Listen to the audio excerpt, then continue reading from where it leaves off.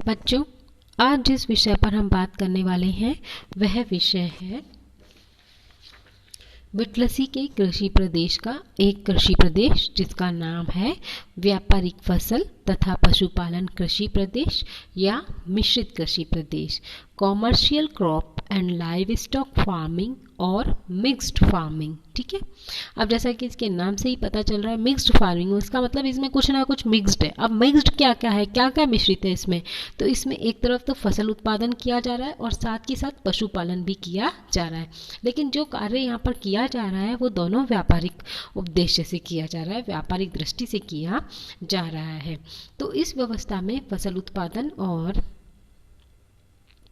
पशुपालन का कार्य साथ साथ व्यापारिक दृष्टि से किया जाता है। इसे मिश्रित कृषि भी कहते हैं। इस कृषि का जन्म जो है वो यूरोप में हुआ था।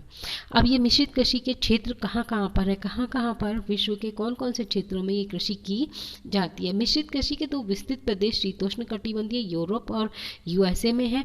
पश्चिमी यूरोप की बेटी सोवियत रूस के रूप में साइबेरिया तक फैली है।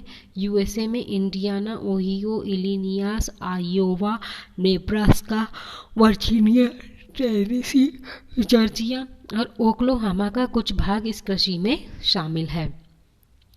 तो ये था। इसके अतिरिक्त मिडिल मैक्सिको, दक्षिणी अमेरिका के ब्राजील एवं अर्जेंटीना भी मुख्य हैं। तो ये कुछ क्षेत्र थे जहाँ पर ये मिश्रित कृषि की जाती है। अब हम बात करेंगे भौगोलिक परिस्थितियों की, कि मिश्रित कृषि जहाँ की जाती है वहाँ की भौगोलिक परिस्थितियाँ कैसी हैं। तो पश्चिमी यूरोप और यूएसए के भाग जो शीतोष्ण कटिबंध में स्थित है। अब यूरोप का पश्चिमी भाग और यूएसए के वे भाग जो शीतोष्ण कटिबंध में आते हैं और जिनकी उत्तरी सीमा पर शीत कटिबंध स्थित है। यहाँ जलवायु की दृष्टि से दो प्रकार के प्रदेश पड़ते हैं। वे ध्रुवीय सीमा का प्रदेश जहाँ का तापमान हिमांक से भी नीचे चला जाता है, मतलब ध्रुव के आसपास का क्षेत्र, ध्रुवीय सीमा के आसपास का प्रदेश जहाँ पर तापमान हिमांक से भी नीचे रहता है, एक वे प्रदेश यहाँ, तो ये शीत प्रदेश कहलाएंगे। और इनकी विषुवत रेखीय सीमा पर वे प्रदेश जहाँ जाड़े का तापमान औसत हिमांक से ऊपर रहता है। अब आता है कृषि प्रणालियाँ। इस कृषिगत व्यवस्था में फसल उत्पादन तथा पशुपालन साथ साथ की जाती है। प्राय अनाज का उत्पादन ही इस कृषि का आधार नहीं है और पशुपालन का पर्याप्त महत्व है, इसीलिए इसे मिश्रित कृषि कहते हैं। तो समझ में आया आपको कि यहाँ पर कृषि फसलों का भी उत्पादन किया जाएगा और पशुपालन भी किया जाएगा। तो केवल ये नहीं है कि हम केवल अनाज की फसलों पर फोकस करेंगे, परंतु ये भी नहीं है कि केवल पूरा महत्व पशुओं का ही है, पशुपालन का ही सर्वाधिक महत्व है। दोनों का अपने आप में महत्व है, दोनों ही कार्य किए जाते हैं, फसलों का उत्पादन भी और पशुपालन भी। इसीलिए इसका नाम मिश्रित कृषि प्रदेश या मिश्रित कृषि व्यवस्था रखा गया है। अब हम बात करेंगे कि ये जो मिश्रित कृषि प्रदेश है इसकी विशेषता क्या है। तो सबसे पहली विशेषता है कि फसल उत्पादन और पशुपालन दोनों साथ साथ किया जाता है, मतलब फसलें भी उगाई जाएगी और पशु भी पाले जाएंगे, दोनों साथ साथ किया जाएगा। और दोनों का उद्देश्य क्या होगा? व्यापारिक होगा। दोनों ही व्यापारिक उद्देश्य के लिए की जाती हैं। फसलें पशुओं को खिलाने के लिए भी उत्पन्न की जाती हैं।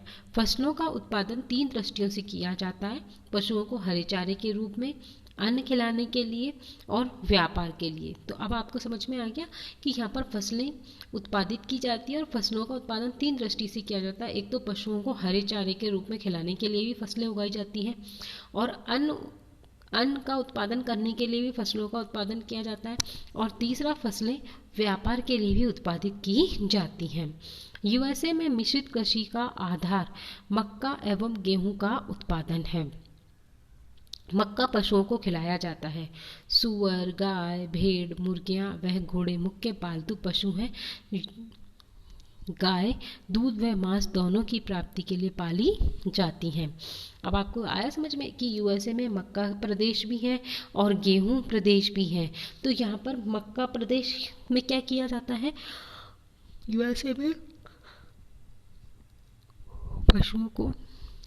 में पशुओं को मक्का खिलाई जाती है। है ना। विशेष रूप से सुअरों को मक्का खिलाई जाती है जिससे उनकी बॉडी में फैट बढ़ जाता है, जिससे अच्छे मांस की प्राप्ति होती है। तो यहाँ पर यूएसए में तो क्या किया जाता है, मक्का का उत्पादन पशुओं को खिलाने के लिए किया जाता है, जिससे उनकी बॉडी में फैट बढ़ता है और उससे मांस प्राप्त होता है, और उस मांस को काट कर डब्बों में पैक करके यूरोप और अन्य विश्व के अन्य देशों में भेज दिया जाता है। और इवन यहाँ तक कि इन क्षेत्रों में तो गाय मांस और दूध दोनों के लिए पाली जाती है।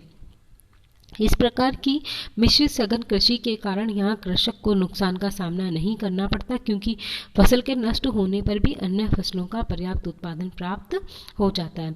अब यही है कि ये मिश्रित कृषि व्यवस्था है, तो इसमें क्या है, एक तो कृषि भी की जाएगी और पशुपालन भी किया जाएगा। तो और कृषि में भी एक फसल नहीं, एक साथ कई फसलों को पाला जाता है, तो अगर ये उगाया जाता है, अगर एक फसल नष्ट भी हो जाती है तो अन्य फसलों से उत्पादन प्राप्त कर लिया जाता है। मिश्रित कृषि में फार्म अपेक्षाकृत बड़े होते हैं। औसत आकार फर्मों का 60 हेक्टेयर तक होता है तथा यूएसए में 450 से लेकर 800 हेक्टेयर तक के फार्म पाए जाते हैं। अब आप देखिए जो मिश्रित कृषि है उसमें जो फार्म होंगे या खेत का या जोत का आकार होगा वो बहुत बड़ा होगा। औसत रूप से तो हम देखें तो 60 हेक्टेयर बोल सकते हैं, लेकिन यूएसए में तो ये 400 से लेकर 800 हेक्टेयर तक के फार्म पाए जाते हैं। फसल चक्र की पद्धति यहाँ की कृषि की प्रमुख विशेषता है ताकि मिट्टी की उर्वरता बनी रहे। अब यहाँ पर जो क्रॉप उगाई जाती है वो रोटेशन से उगाई जाती है, और रोटेशन से उगाने के कारण का मुख्य कारण ये है कि इससे मिट्टी में क्या बनी रहती है, फर्टिलिटी बनी रहती है। अगर हम एक ही एक फसल को बार बार उगाएंगे तो मिट्टी की फर्टिलिटी या सॉइल की फर्टिलिटी लो होती चली जाएगी, लेकिन अगर रोटेशन से फसलों को उगाया जाएगा तो सॉइल की फर्टिलिटी क्या होगी, बनी रहेगी। इसीलिए यहाँ पर वो क्रॉप रोटेशन को अब फॉलो किया जाता है। मिश्रित कृषि व्यवस्था में पूंजी का अत्यधिक विनियोग होता है। इसमें श्रम व पूंजी दोनों की आवश्यकता पड़ती है। 80% से अधिक कार्य मशीनों द्वारा होता है। अब ये जो मिश्रित कृषि व्यवस्था है इसमें पूंजी की ज़्यादा मात्रा में ज़रूरत होती है ना, और साथ ही साथ श्रम की भी ज़रूरत होती है, परंतु यहाँ पर इस कृषि व्यवस्था में 80% कार्य तो मशीनों के द्वारा ही किया जाता है। तो ये था कुछ हमने जो डिस्कस किया मिश्रित कृषि के बारे में कि मिश्रित कृषि क्या है, मिश्रित कृषि का क्षेत्र क्या है, मिश्रित कृषि कौन से भौगोलिक प्रदेशों में की जाएगी, मिश्रित कृषि की व्यवस्था क्या है और मिश्रित कृषि प्रणाली क्या है।